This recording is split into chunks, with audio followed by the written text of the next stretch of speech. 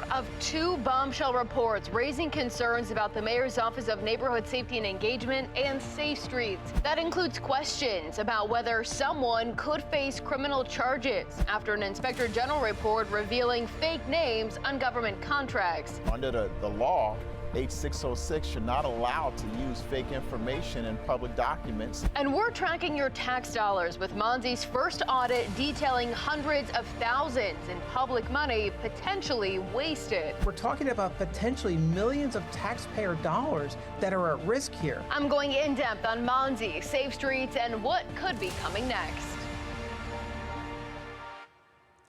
Thank you for joining us for this week's edition of Fox 45 News in Depth. I'm Mackenzie Frost.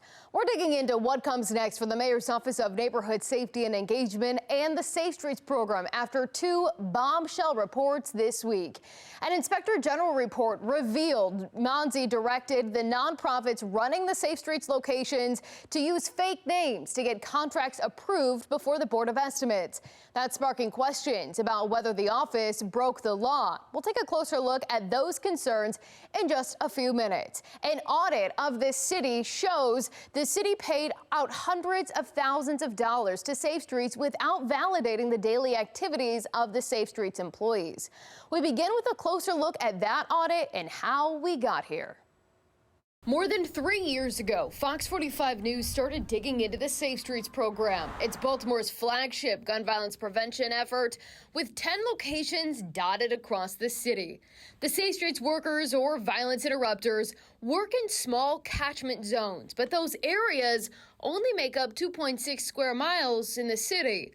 Over the years, we've gone by each site, knocking on doors again and again, only to find little to no signs of activity. In September 2022, Mayor Brandon Scott announced the restructuring of management for Safe Streets, going from the patchwork of different nonprofits running the locations to a centralized operation. Now, Catholic Charities and LifeBridge Health oversee the day-to-day operations of the Safe Streets offices. Does that signal that the previous CBOs that were operating these locations were mismanaging the locations? No, it's about evolving, Mackenzie. We had a big study done and looking at best practices and ways to improve. That question, just one of many we've been asking Mayor Scott over the years about transparency and accountability for Safe Streets. The program operates through funding from taxpayers, yet the public has no idea who the workers are, when they work, or really any details about the efforts to stop the shootings. For years, we've been asking the mayor to lift the veil on Safe Streets, like the fact that nonprofits are not producing monthly reports documenting the details of the operations. Do you know that the organizations are not providing MONSE monthly reports? So again, this is what we're talking about. Safe Streets is a program that has been tested and tried through, and when you look at our community partners that run Safe Streets, like LifeBridge Health, Catholic Charities, these are top quality organizations, and we're going to continue to make sure that we're being responsible with taxpayers' dollars. After the FBI executed a search warrant on the Bel Air Edison Safe Streets site in October of 2023, Fox 45 News had surveillance watching the location for 5 days in May of 2024, only to find a string of 3 days where no employees were seen going in or out of the location. So I think that if you know the work of Safe Streets, you know that that work is in the street and not in the office. So are you saying that the employees don't ever have to go into the office? No, I didn't say that. Let's be very clear with words. What I'm saying to you is their work to save lives are in the streets. That would be equal to you pulling up to a police district and saying, well, there's no one in here. They're supposed to be out in the street preventing crime. Fox 45 News filing a public records request to get copies of the contracts approved by the city to run these Safe Streets sites. After threatening legal action to get them, City Hall finally turning over the documents, but the pages showed more redactions than providing answers, and our investigation continued. All right, now, welcome to the Cherry Hill Safe Street Ribbon Cut. Come on.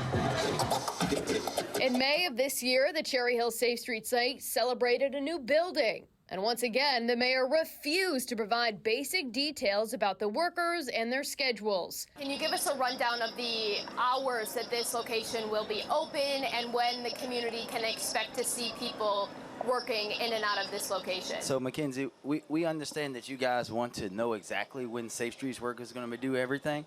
I think the community wants to know. Mayor turning to the crowd and asked if they knew when the violence interrupters were on the job.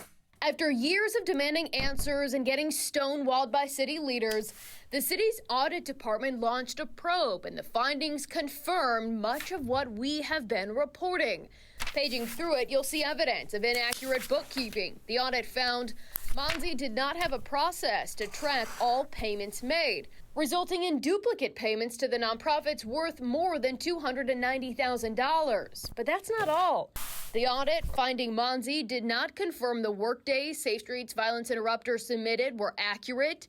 From July of 2021 to January of this year, MONSE paid more than $257,000 for Safe Streets workers, but according to the audit, the time cards didn't match what was submitted for days worked for 180 of the 271 samples reviewed, meaning 66% of the time, the daily logs for Safe Streets workers didn't match what was completed. MONSE does not require the nonprofits to submit payroll registers, including the employee names, payroll period, and salary details. So almost, I think, out of the 6 recommendations, 5 of those 6 are already implemented as we move forward. MONSE Director Stephanie Mavronis says the daily logs are not the only way the city confirms the workers' activity. Without keeping track of the daily logs, though, it raises questions about how Baltimore tracks this effort. And it's not just Fox 45 News seeking documentation of real activity. The auditors noting without details of the work and adequate oversight steps in place, control weakness creates susceptibility to fraud for MONSE. Given what we know now about both of these reports and the audit, will MONSE release more information about the daily logs, about the time cards, about the schedules for Safe Streets workers to further instill confidence in taxpayers that their money is being used appropriately? I would say Safe Streets is doing the work every single day. We're going to continue to share information about the program as we have a mandate from the mayor to continue to strengthen this work. And so the answer is no? The answer is yes. So we will see the time cards, we will see the schedules? We don't typically release time cards and schedules for any contract, but I can verify that we are reviewing those meticulously. We're going to continue to make sure we're living up to that threshold and that level, and that's something that we will continue to do. Why should the city trust that? We got cut off before the director could answer that last question. The names of Safe Streets workers will likely never be released under this administration. Now, this was the first audit of the Mayor's Office of Neighborhood Safety and Engagement. MONSE is not on the list of city agencies that get audited regularly. City Comptroller Bill Henry says he's open to adding MONSE to that list, but that would require a charter amendment. He says his office does have plans to start that process. We are putting in a budget request to increase the number of auditors so that we can do more audits, and then if we get that funding, we will go back to the council and ask for a change to the section of the charter, and we may even ask them to change the charter to make it a code issue so that it's easier to adjust that list in the future. Overall, the comptroller says he would like to add even more agencies to the audit list beyond just MONSE. Fox 45 News obtained that audit on the same day. Baltimore City Inspector General released a report revealing MONSE used fake names when it submitted a contract for approval for vacant Safe Street jobs. Some of those names include Allen Iverson, Lemur Jackson II, and Merlin Humphrey II. The report shows MONSE employees were telling the nonprofits running the Safe Streets locations to use the fake names to get the contracts approved. And the practice may have been going on since 2020. The IG says she has referred the case to law enforcement. Did anyone at MONSE break the law? That's not my determination. That would be someone else at a law enforcement agency. The Inspector General not able to comment on any potential charges, so we brought that question directly to MONSE Director Stephanie Mavronis. Are you concerned that anyone in MONSE broke the law by doing that, by falsifying government documents? I'm not concerned, but I will say that the members of the team that needed to be disciplined have been. And accountability, whenever we receive a management alert, is something that we take extremely seriously. And as I've done in every previous time and will do moving forward, we're going to continue to make sure that we have the administrative structure in place to support this important work and other work that we do. Fox 45 News also brought the issue to Baltimore City State's Attorney Ivan Bates this week, and he calls the findings troublesome. You know, under the law, H606, you're not allowed to use fake information in public documents, and that's something extremely concerning. So the simple fact that that's happened, let's just say I can't really go much more in depth about that for a number of reasons, but my office has always looked to make sure we hold those accountable who break the law. Now, we reached out to the City State's Attorney's Office again, asking if he would commit to prosecuting the case. The office responded saying they have no comment on pending or ongoing investigations at this time.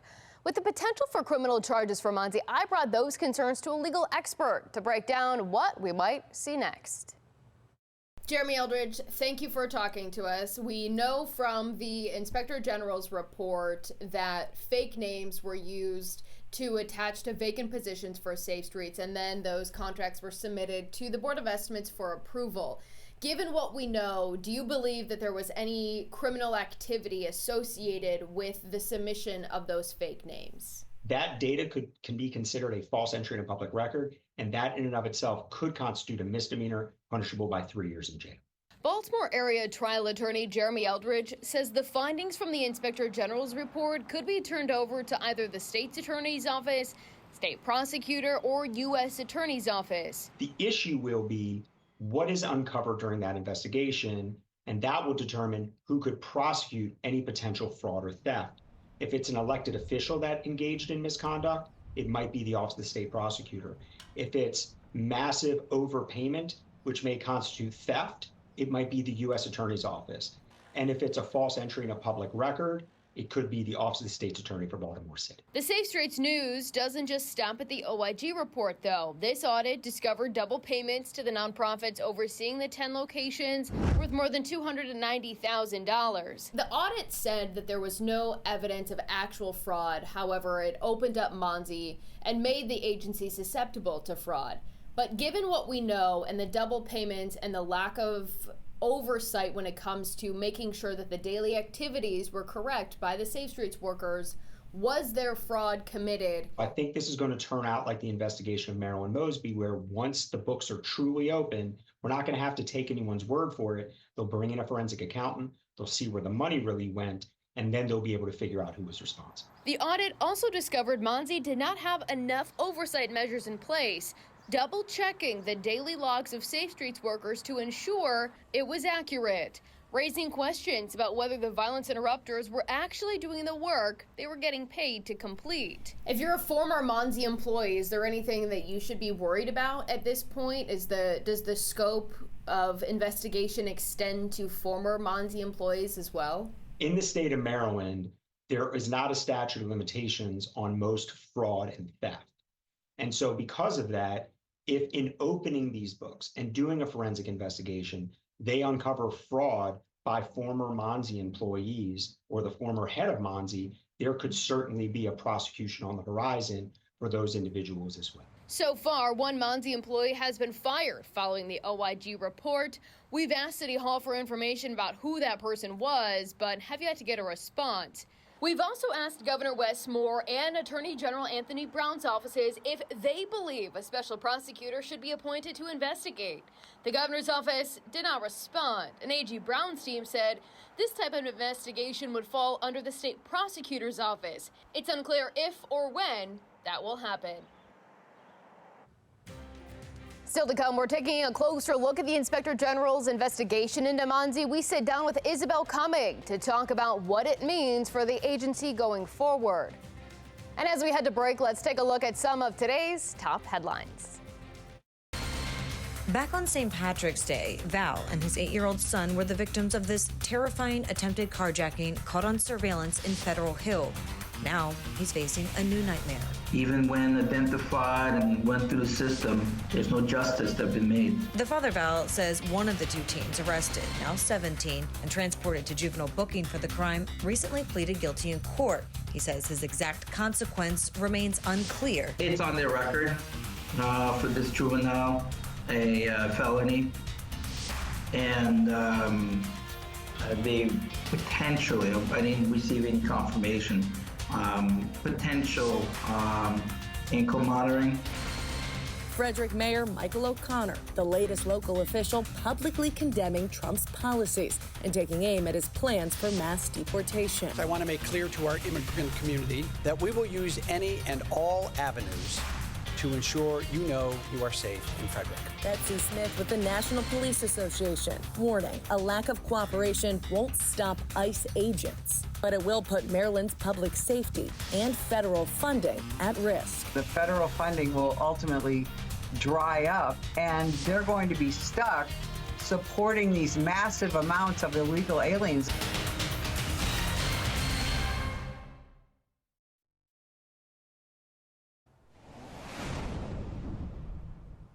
I've been pressing for transparency from MONSE and Safe Streets for years, with much of the program shrouded in secrecy. One key piece of information we have not been able to obtain: who works for Safe Streets. We've asked the mayor time and time again why he won't make those names public, and he claims it's to protect the violence interrupters. But your city does redact the names. Don't interrupt me. I didn't interrupt you. Don't interrupt me. We're not doing that today. Again, we cannot just willingly give out what is called HR information, people's employees information of folks who do not work for the city of Baltimore. I don't know why you can't comprehend that. Will the city give us the names of the workers? Again, we'll say this again. We will treat them with the same respect that we treat everyone when it comes to personnel issues, and we will treat them with the same respect that we do anyone who does life-changing and life-dangerous work. And now, Baltimore City Inspector General's office releasing a shocking report after her investigation into MONSE. IG Isabel Mercedes Cummings says she found dozens of potentially fake names on contracts MONSE submitted to the Board of Estimates.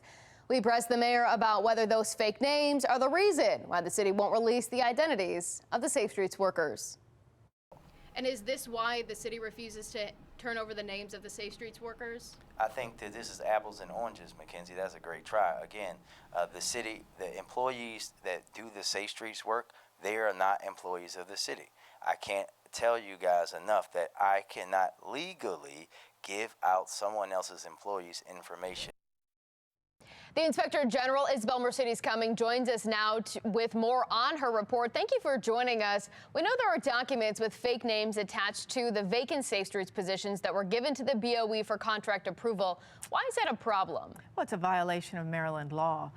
When you present documents to government, they're supposed to be truthful with no false statements in them. In this case, there were 27 names that were presented that the people didn't exist.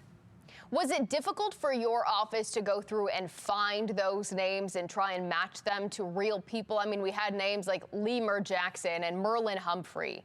Yeah, Susan Smith II.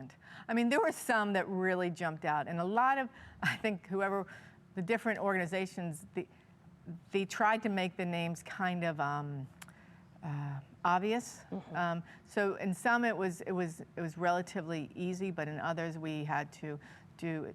The case took probably about 9 or 10 months. 9 or 10 months. So in the findings, the report, you said that you also turned over what you uncovered to law enforcement for potential further investigation. Can you give us any idea as to what agency or what happens next with that? No, unfortunately, it's an ongoing, criminal investigation. So on those type of matters, I can't comment at all.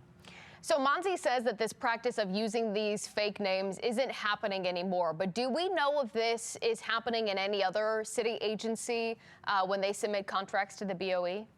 That's a great question, and we actually have found it in a few others, and we're actually going to be looking into that as well. What's your message to the city as we learn the findings of this report moving forward, if they have any concerns about anything? you know, the Office of the Inspector General is the independent watchdog for the city. You know, a perfect example is as we were going through our investigations, as the Inspector General, I also sit on the Oversight Audit Committee. And so as a result of that, it was myself and some council people that all asked to have, for the first time in history, to have MONSE and to have Safe Streets be part of the audit. And that is why the performance audit that was done by the comptroller ended up resulting. And that, just like my had additional findings of concerns. Certainly. All right, Inspector General Isabel Mercedes Cumming, thank you so much for joining us, and we look forward to talking to you in the future. Thank you. The Inspector General's latest report, along with the city's findings in this week's MONSE audit, raising concerns about how the mayor's office is spending your tax dollars. Joining us now to talk about the implications for taxpayers is taxpayer advocate David Williams. David, thank you so much for being here. First, I want to just get your take. Do any of the findings in either the audit or the OIG report surprise you?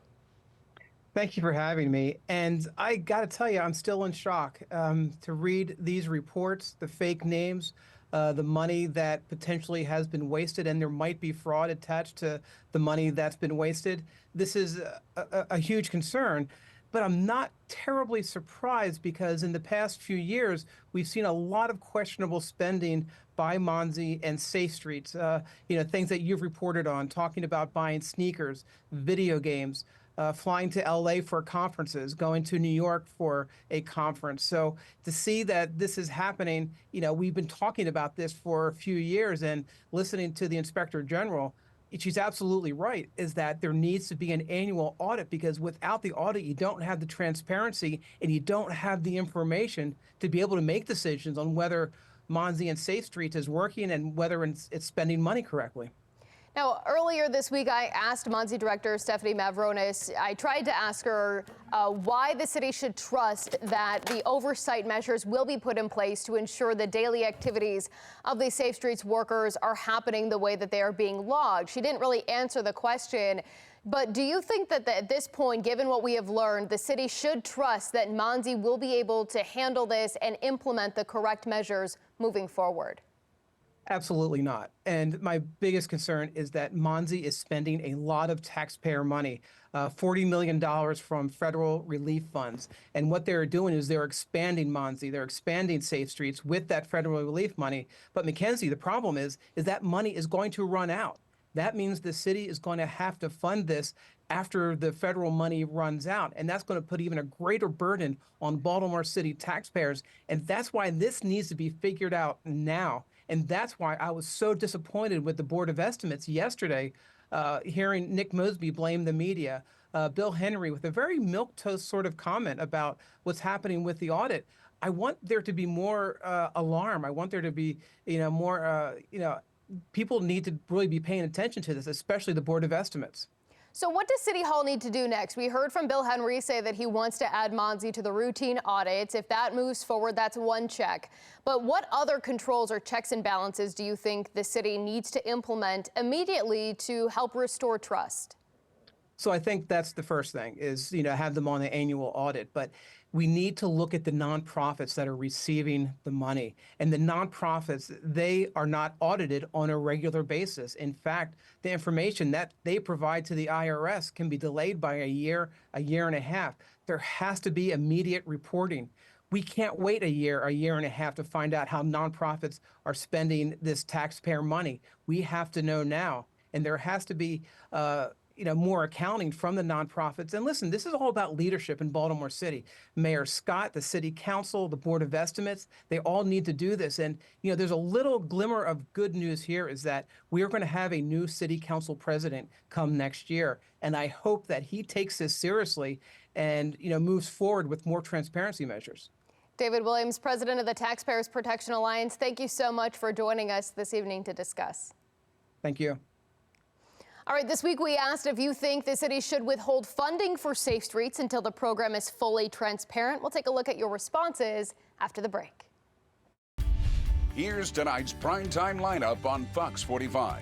Brought to you locally by your McDonald's owner-operators.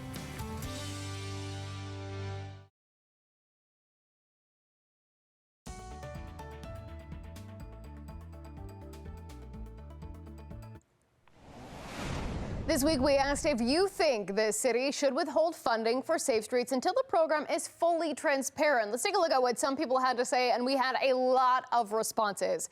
So first, we had someone who said no. This is the biggest drop in murders Baltimore has seen in the last 4 to 5 years with fewer police officers. Stanley says the program should be eliminated. We have someone else say hold funding for all city projects until they are fully transparent. The mayor won't do that. Yes, it is funded by us. We should know. Thank you to everyone who provided their opinions. That's all for this week's edition of Fox 45 News in Depth. I'm Mackenzie Frost. Next week, we'll take a break for Thanksgiving, the holiday, but we'll be back on December 5th. Mary?